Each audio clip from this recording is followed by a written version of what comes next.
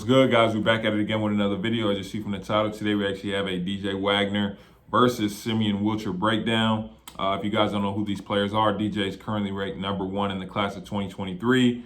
Simeon's ranked number 12 in that same class. We've already gotten to a couple players in 2023. Mikey, Rob Dillingham, Kwame Evans. We still got to get to a couple more like Caleb Foster, Isaiah Collier, so I can eventually come with that top 10 list. But for these two players specifically, if you guys are new to the channel, these two players I've actually already done breakdowns on. Not to mention, or even with the breakdowns, like I said in my IMG team breakdown yesterday, there's a lot of high-level players playing right now, a lot of high-level teams, a lot of high-level tournaments. So whatever players you guys want to see, make sure you comment it down. But for these two players right here, like I said, I've already done their breakdowns. For Simeon, I just did his like really recently. And just watching him being able to get to his mid-range jumper whenever he wanted, get to his spot whenever he wanted, and easily take the shot, make the shot, or, things like that. Or with DJ, when I first saw him, I think I found like some old sophomore year film. And I was like, he was ranked #1 at the time, but I think I said in that breakdown, I'm like, yeah, I don't know if I see a clear-cut #1 player, right now. Fast forward a couple more months, he plays EYBL. We do a breakdown on that film, and I'm like, oh, okay, this is why DJ's #1. And for both of these players, they were both playing up on 17U EYBL. If you know anything about the AAU circuit, EYBL is no joke, especially 17s. That's the best of the best. Usually they have the most. I think the EYBL circuit usually has the most top 100, ESPN top 100 players. That's usually they have the most. So they were going against top competition day in, day out. And both of them were getting off. Not to mention, for this game specifically that we did the breakdown on, these are both Jersey guards. So, I've seen a couple clips from this game, whether that be on Instagram or Twitter, and I know it was packed. I know they probably brought the whole city out, things like that, and I know they really competed against each other. Also, they're both dogs, so I'm not going to hold you guys up any longer. DJ Wagner versus Simeon Wilcher. DJ competes defensively as well as offensively, getting the steal here, and this is a tough Euro for the finish. He also does a great job absorbing contact going downhill and can finish with either hand around the rim. DJ is a great shot maker, whether that be off the catch or off the dribble, and because he's such a threat to drive, even just a jab can get his defender off balance and let him raise up. Simeon Wilcher can knock down shots as well. If you leave him wide open, you can go ahead and count it. As I said earlier, DJ is excellent attacking the rim, and he does a great job contorting his body to finish. Again, whether he goes left or right, it doesn't really matter. Once DJ decides to attack the rim, he does a great job getting there, and like I said, absorbs contact to finish. Simeon doesn't just compete with the ball in his hands, he competes with it out of his hands as well. As you can see here, getting the putback finish, and he's going to bark at him to let him know. DJ's game is extremely simple. He knows where his spots are and knows how to get there, and like I said earlier, once you get on his hip, more times than not, he's going to make the lay. He does this again later, but DJ does a great job relocating off the ball to get open jumpers. Simeon and DJ are similar in that they easily take advantage of ISO situations and know how to convert once they get to the cup. Again, DJ easily knocks down open jumpers off the catch, and as you're going to see on this next play, it's not only offensively, here he is forcing a turnover on Simeon, leading to the layup. It's extremely difficult for one player to stay in front of Simeon with his speed and athleticism, but it's extremely tough to guard someone who at any point can come down and do this. These last couple possessions are indicative of why DJ Wagner is currently the #1 player in the class of 2023. He consistently made play after play, whether that be on the perimeter or driving to the paint in a close game to get the win. Okay, so DJ versus Simeon. First and foremost, I do have to say this.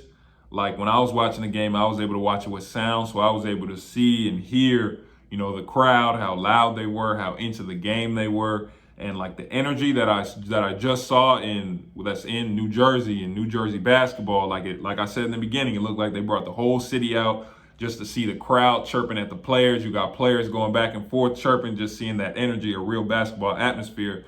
I probably haven't seen something like that in terms of high school, since I was playing when it was maybe a Pebblebrook Westlake game or Norcross Westlake, things like that, in which the whole city just come out and watch people play. Or specifically that one viral video of Colin, when Colin played Westlake and he had like 40. Like I was at that game. Like that was one of the craziest high school performances I've ever seen. And just to see like an environment like that again, that's just great for basketball, right? But let's just jump into DJ Simeon's games, right? So we'll talk about Simeon first. So Simeon, Roselle, they were up for most of the game. Obviously, of course, DJ's Camden, of course, they ended up coming back and winning. But Simeon, at the same time, was still showing why he is ranked, how high he is, and why he is the player he is, right? So for most of the game, you can see it's kind of just watching both of them play each other. Like there are similarities in their game. Like both of them, like I said with Simeon in the intro, he just knows where spots are. Like he knows how to get there, especially in the mid-range. He can easily just pull up at any point. And one thing that I didn't see in that first breakdown that I did of him when he was playing EYBL was the driving aspect. I didn't see him really attack the rim as much in the EYBL games, but in this game, he was attacking the rim and he was finishing. And like same thing with DJ, like I said in the breakdown, same thing. Like I said, like when these dudes get downhill, like especially there aren't many people who can stay in front of them. And once both of them get downhill, they both do a great job of absorbing contact and still finishing through it. And like I said in the breakdown, it's hard to guard someone, straight up or even give them some space when, like you saw, Simeon at any point can just come down. That was 2 seconds, 3 seconds left on the clock. Just come down, pull it easy from three, look easy coming off his hand, bucket. And he just, just walk it off like it's nothing. When you're guarding somebody like that, you have to just pick and choose, okay, what do I want to give him? Because with Simeon, he can knock down the three in my face, or he can easily get to a pull-up. But if I do, decide to press up on him, he's getting by me, and he also knows how to float in the air to still finish and things like that. But all in all, he did have a pretty good game. There were times where he would force a little bit. Same thing with DJ. They're of course, but for players of that stature, that's kind of expected, right? And then for DJ, like I saved DJ for last because in this game, if any game anybody wants to watch of DJ Wagner, and you're asking yourself why this is the number one player in the class, this is the game to watch. This dude in this game, he did everything you'd expect a number one player to do, everything you'd expect a top ranked point guard to do, everything you'd expect a great basketball player to do. Like this dude scored the ball on, legitimately all three levels while also still getting his teammates involved, while also still playing defense. And it looked like he was giving maximum effort at all times, like easily. All the contested finishes is what really, impressed me, because even at his size, he didn't look like he's that stocky or that small, but I'm watching him literally go in the paint and throw his body at bigs, knock them out the way, and still finish easily. And he did that multiple times throughout the game. And then, when you do try and, okay, he can drive a little bit, let me back up, he's knocking it down. Like he's knocking it down, and he's such a threat on the drive. You saw he just might jab a little bit. You got dude look like he's doing a nene, something like that. Pull up, bucket. Or at any point, whether he's catching it on the inbounds play, he's catching it easily, getting his feet set while moving, bucket. Like he's knocking down shots from all over the court. He rarely missed this entire game. And like I said, he was also getting his teammates involved. But you guys know who I am. The most impressive part for me, this dude was locked in on defense. He gets a steal. He's in, he's guarding Simeon 94. Actually, in a close game actually ends up forcing Simeon into a turnover, which his teammate got the easy lay. And then for the last about 3 minutes of the game, because I didn't even show you guys, I think he actually busted his nose in the game, bleeding. I'm talking about he had blood all over his jersey and everything. He had to change. But from the second he stepped back on the court, he basically dominated the last couple possessions of the game, whether it be knocking down a shot or making an extra pass to a teammate, or like you saw, putting it down, easily going around the defender, finishing with the left in a tight game. Like this is the game that solidified, at least for me, I already understood why he's number one, but just watching this really solidified for me, okay, this is why he is considered head and shoulders above everybody else, because for most of this game, his team was down. He led them back.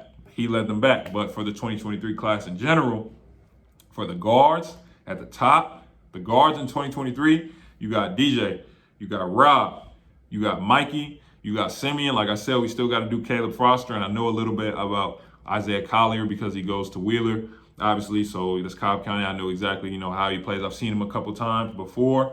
He became a national name. But for like the guards at the top of this class are all dogs. They're all tough. Like it's going to be real interesting once these dudes become seniors. Kylan Boswell, Jared McCain, I'm forgetting about them. Like just the guards in this class in general. it's going to be interesting to see where ESPN ends up ranking them when these dudes become seniors. But like, share, subscribe. Appreciate you guys watching. Like I always say, if you want the one-on-one evaluation, subscriber breakdown, they get posted on the channel just like this video. Hit my website. Appreciate you guys watching. I'll see you guys next time with the next video.